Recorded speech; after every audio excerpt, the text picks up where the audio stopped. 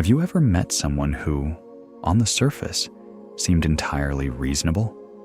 They're calm, polite, perhaps even generous. And yet, when you walk away, there's something unsettled lingering in your gut, a quiet discomfort you can't explain. They didn't do anything wrong, not outwardly, but something felt off. What if the true danger in a person doesn't come dressed as rage or cruelty, but rather hides behind serenity and charm? What if the people we should be most wary of are not the ones who openly express their flaws, but those who pretend they have none at all? Carl Jung, the great Swiss psychiatrist and deep explorer of the psyche, believed that the most dangerous individuals are not those who openly display their darkness. They're the ones who deny it completely. These are the people whose outer calm disguises an inner battlefield they refuse to acknowledge. And in that refusal, danger grows. In this video, we'll unravel Jung's profound psychological insights to uncover what he saw as the most alarming sign in a person, a signal that often goes unnoticed until its consequences can no longer be ignored. Prepare to see not only others, but perhaps even yourself, with new eyes.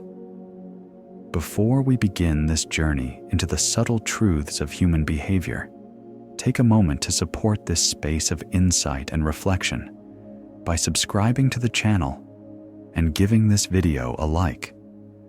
Your presence here helps us continue creating content that nurtures self-awareness, emotional clarity, and spiritual growth. Let's get started. To truly grasp Jung's warning, we must first understand how he saw the human mind not as a single identity, but as a layered architecture. At the surface, we wear what Jung called the persona, the face we present to the world. It is the polished version of ourselves, built to meet social expectations. But beneath this mask lies the unconscious, a vast inner world shaped by instincts, forgotten memories, and ancient archetypes that speak in dreams and symbols. One of the most crucial parts of this hidden landscape is what Jung called the shadow. The shadow is not evil. It is simply the collection of traits we reject, our impulses, desires, thoughts, and emotions that we were taught to hide. These parts are buried not because they are bad, but because they didn't fit the image of who we were supposed to be. As children, we learn quickly what gains approval, what makes us lovable, safe, accepted. We cling to those traits, and in doing so, we begin to deny the rest. Vulnerability may be mistaken for weakness, anger for disobedience, independence for rebellion. So we tuck them away, and over time, we forget they were ever part of us. But what is repressed does not vanish. It festers, it waits, it whispers from the depths. The shadow, though unseen, continues to shape how we react, how we judge, how we relate to others. It becomes a silent architect of our suffering. Jung warned that the shadow gains power, not because it is inherently monstrous, but because it is unknown. It is in the darkness of the unconscious that these disowned aspects become distorted. A person who has not met their shadow is often its puppet, acting out jealousy, fear, or hostility, while believing themselves entirely justified. And so we arrive at the central paradox.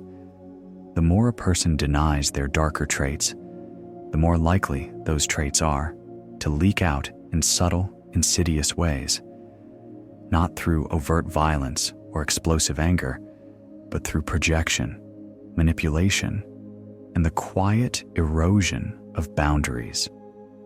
Jung wrote, "Until you make the unconscious conscious, it will direct your life, and you will call it fate.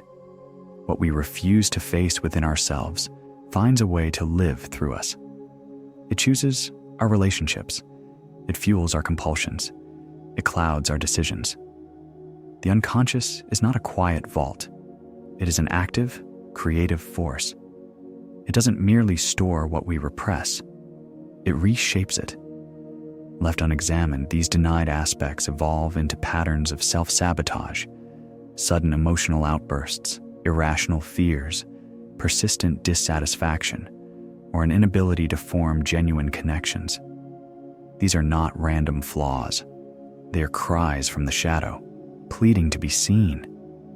And the more fiercely someone tries to maintain their image of perfection, the more destructive the shadow's eruption becomes.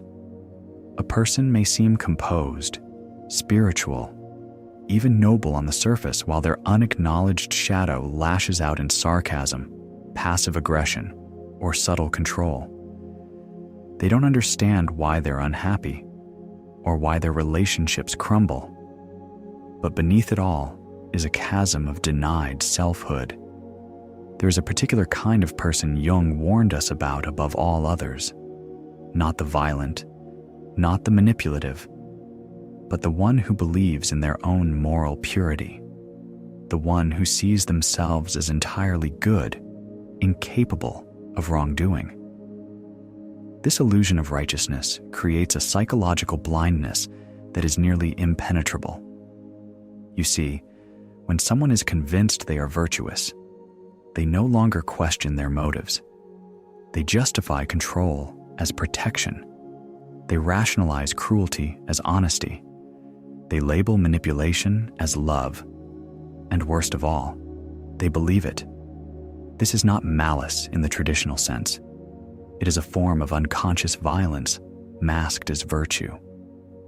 Jung observed that when someone clings too tightly to an identity of goodness, they inevitably act out its opposite in secret.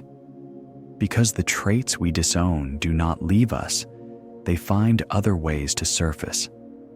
And the more unaware a person is of their own potential for harm, the more harm they are likely to cause.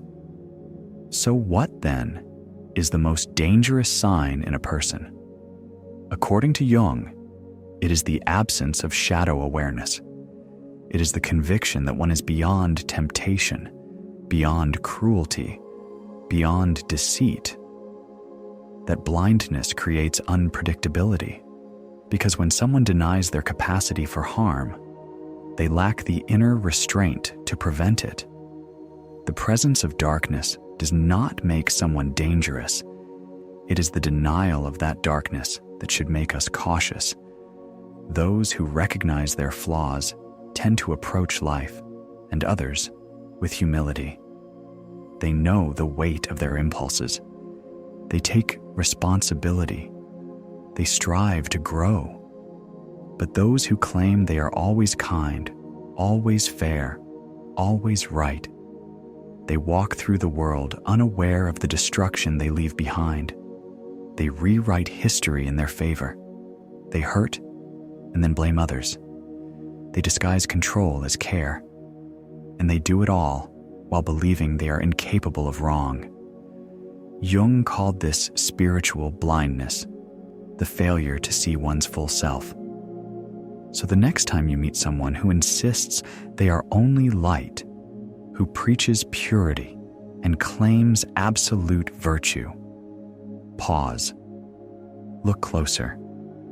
Because what they refuse to see within may be shaping everything they do. And if you've recognized even a glimpse of this pattern in yourself, don't run from it. Don't be ashamed. Meet your shadow with honesty, not fear. For it is only in that meeting that transformation becomes possible. Carl Jung didn't just leave us with warnings. He gave us a path, a call to wholeness, to look within, to face the parts of ourselves we'd rather not see, not to condemn them, but to integrate them. Because only when we own our full humanity, light and shadow, do we become truly free. If this exploration has stirred something within you, share your thoughts in the comments or simply your presence. Thank you for walking this path with us today.